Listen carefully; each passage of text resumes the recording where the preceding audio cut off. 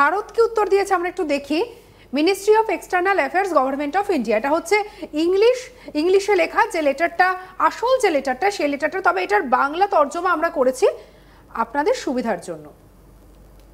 দেখুন এবার এখানে যেটা ভারত সরকার বলা হয়েছে, ভারত সরকারের পক্ষ থেকে বলা হয়েছে, রণধীর জয়সওয়াল বলেছেন বাংলাদেশের অন্তর্বর্তীকালীন সরকারের জারি করা প্রেস বিবৃতি সম্পর্কে গণমাধ্যমের প্রশ্নের জবাবে সরকারি মুখপাত্র শ্রী রণধীর জয়সওয়াল বলেন, এবং এই যে এটা কিন্তু ভীষণই গুরুত্বপূর্ণ, বাংলাদেশের অন্তর্বর্তীকালীন সরকারের, এবং এটা কিন্তু মেনশন করে দিল, যেখানে আমরা যদি এই চিঠিটা দেখে থাকি এখানে কিন্তু কোনো মেনশন করা নেই।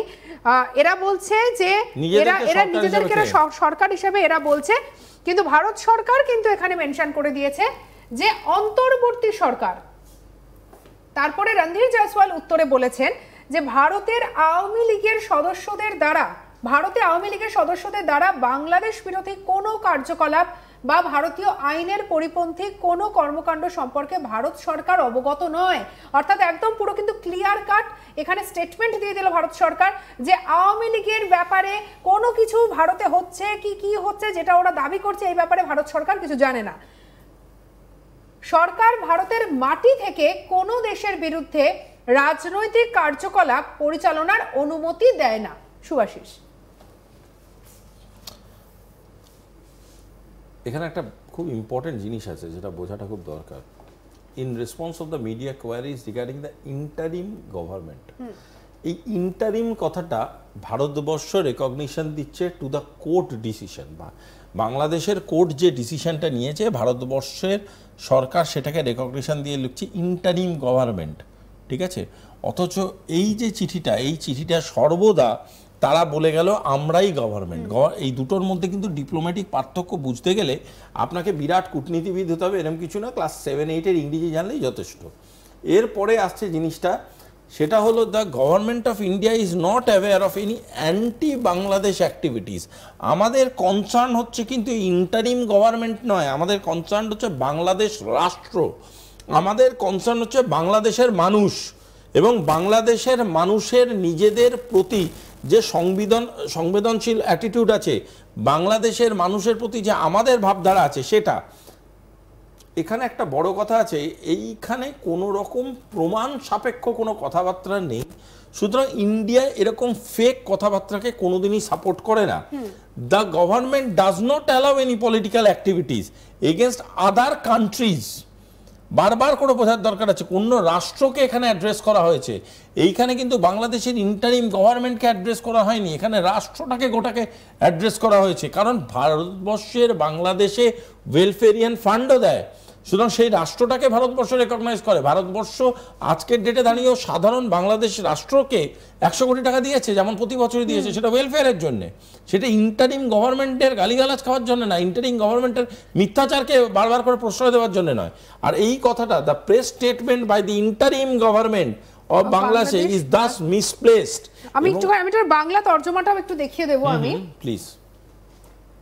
বাংলাদেশের অন্তর্বর্তীকালীন সরকারের প্রেস বিবৃতিটি তাই ভুল জায়গায় স্থান পেয়েছে, এটা কিন্তু পুরোপুরি পরিষ্কারভাবে ভারত সরকারের পক্ষ থেকে বলে দেওয়া হলো যে ভুল জায়গায় স্থান পেয়েছে। বাংলাদেশের পক্ষ থেকে যে ধরনের বক্তব্য ভারত সরকারের কাছে পৌঁছানো হয়েছে। এবার এখানে একটা মজার বিষয় আছে, আমরা যে গোটা পর্যালোচনাটা করছি সেই পর্যালোচনাটায় দেখো, এই যে ওরা যে চিঠিটাকে চিঠি হিসাবে চালাবার চেষ্টা করছে, এটা বেসিক্যালি একটা প্রেস স্টেটমেন্ট। এটা কিন্তু প্রেস স্টেটমেন্ট বাংলাদেশের প্রেসের কাছে পাঠিয়েছে। যদি এটা সত্যি তাদের ম্যাটার অফ কনসার্ন হতো তাহলে এটা এক্সটার্নাল অ্যাফেয়ার্সকে চিঠি লিখতে পারতো। এক্সটার্নাল অ্যাফেয়ার্সকে কিন্তু কোনো রকম এটা চিঠিটা লেখেনি। কেন লেখেনি তার কারণটা হচ্ছে বাংলাদেশের এই ভারতের এই এক্সপ্লেনেশনটাই প্রমাণ করে দিচ্ছে। এটা লেখেনি তার কারণটা হচ্ছে বাংলাদেশ প্রেস বিবৃতি তাই ভুল জায়গায় স্থান পেয়েছে, তার কারণটা হচ্ছে যদি এটা হতো তাহলে তো ওদের বলতে হতো যে আমি এই অফিস হোল্ড করছি, আমি এই চিঠিটা আমার অফিস হোল্ডারকে লিখছি, আমার কাউন্টার পার্টকে লিখছি। ডিপ্লোম্যাটিক চিঠি বা কূটনৈতিক চিঠি table to table, chair to chair যায়।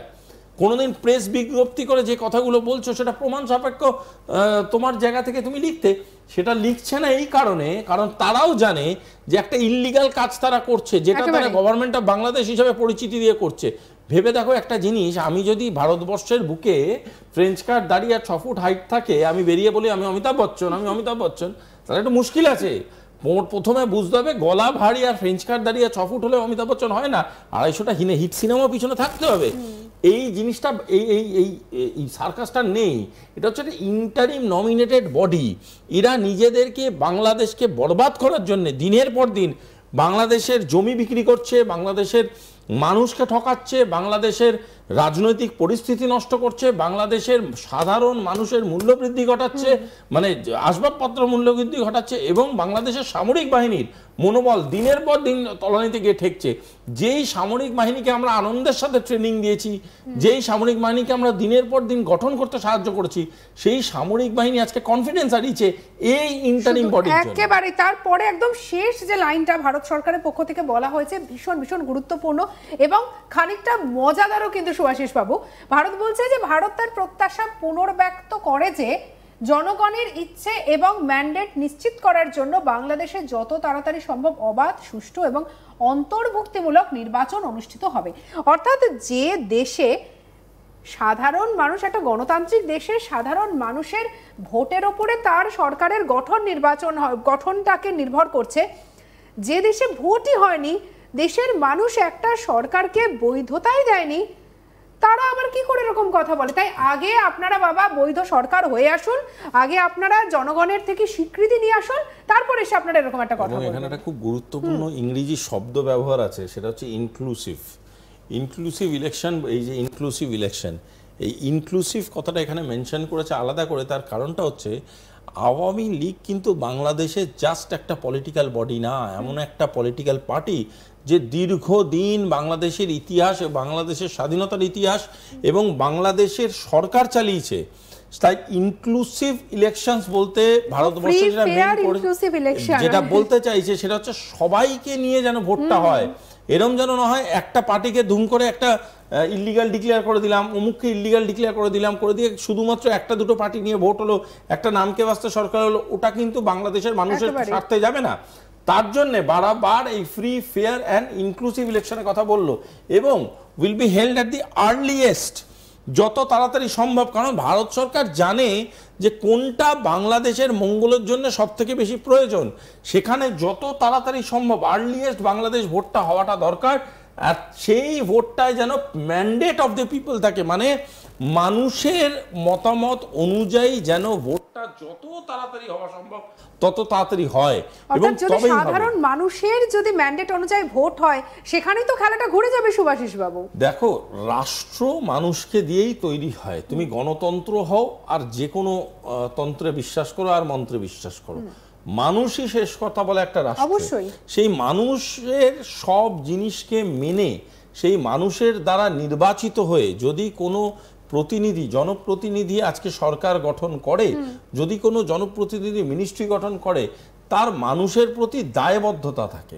এই যে বাংলাদেশে যারা ইন্টারিম গভর্নমেন্ট, সেদিনকে একটা খবরে দেখছিলাম অ্যাডভাইজাররা প্রেস মিটে আসতে 3 ঘন্টা 4 ঘন্টা করে দেরি করেছে, প্রেস বন্ধুরা চলে গেছে। এই অসম্মানজনক কাজকর্ম কেন করছে? কারণ তাদের মানুষের প্রতি কোনো দায়বদ্ধতা নেই, কারণ তারা ইলেক্টেড মেম্বার নয়, তারা যা খুশি করতে পারে, তারা যে কোনো রকমভাবে একটা মাস্টারমশাইয়েরও গায়ে হাত তুলতে পারে। একটা বলো না, একটা নির্বাচিত প্রতিনিধি কোনোদিন একটা মিডিয়ার গায়ে হাত তোলে? কোনোদিন তুলবে না। এই ধরনের ঘটনাগুলো কেন ঘটছে? কারণ এরা জানে না অ্যাকচুয়াল গভর্নমেন্টের অপারেশন কিভাবে চলে। এরা কারোর কাছে অ্যান্সারেবল না। ইউনিসের কথা হাজার একটা লোক শোনে না ওরই অ্যাডভাইজারি বোর্ডে। বিভিন্ন রকমভাবে গায়ের জোরি করে কিছু মানে কি বলবো, নুকসান করা যায়, কিছু ক্ষতি করা যায়, কিন্তু রাষ্ট্রের ভবিষ্যৎটা করতে গেলে এই ঢপবাজি, এই মিথ্যাচার ছাড়া কোনো উপায় থাকে না। আর আমি এই কথাও তোমাকে বলে দিচ্ছি, এই মিথ্যাচার করে বেশি দিন চালানো যাবে না। অবশ্যই।